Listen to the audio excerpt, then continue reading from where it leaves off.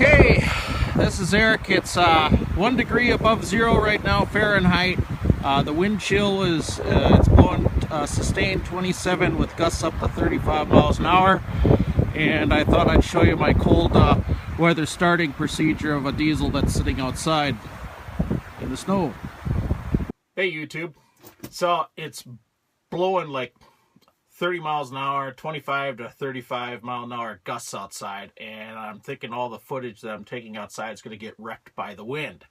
So I thought I'd just restate inside my tractor before I started what I've been doing. I took a fuel sample. When it's cold like this, when it starts getting cold like this, I pull a fuel sample.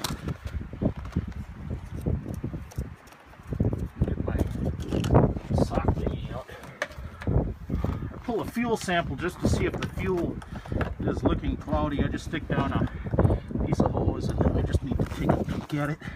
No, it's good. It's not cloudy. If the fuel was cloudy, I would put a preheater on the fuel filter itself. And there I'm just trying to see if the fuel is cloudy. If it's a little cloudy, then I will wrap my fuel filter with another heating element. It's just a preheater. It just run that for about 15 minutes and it'll degel the fuel that's in the fuel heater. Once the engine is running, I have a 12-volt electric fuel heater which will do the same thing. So as long as the fuel can get to the fuel filter, it'll melt. It'll warm up and won't gel. And then for the hydraulic system, I've been running a preheater on my oil filter element. My intention is that I will start this tractor and I'm just going to let this thing idle for about 15-20 minutes with the hydraulic heater on there. I'm trying to get some heat into the hydraulic fluid.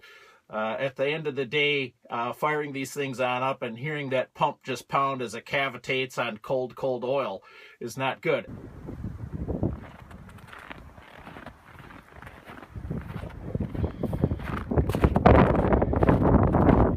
Okay, so what I've got here is a 200 watt preheater on my oil filter, hydraulic oil filter, and I'm going to let this run for about 15 minutes. And once I start the engine up, I'm going to leave this on here for a little while and try to get some heat into the hydraulic system. Anyway, I thought I'd give this thing a try and start up the engine here. Take it out of gear, turn off the radio,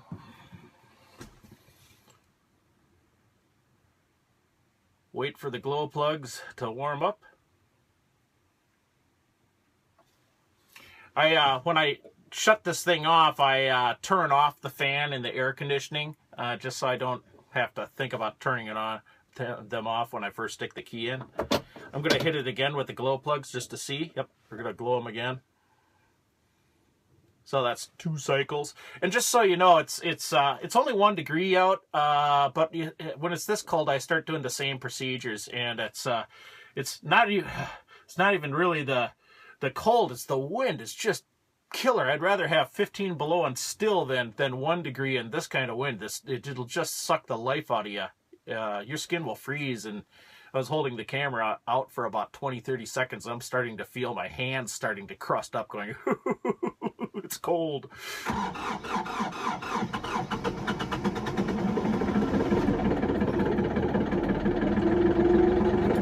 Purr, purr.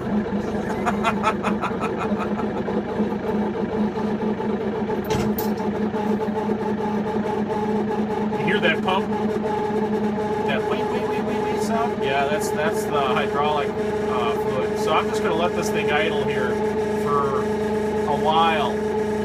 With the heat wrap on the hydraulic oil filter in an attempt to get a little bit of heat into the oil before I start trying to make this tractor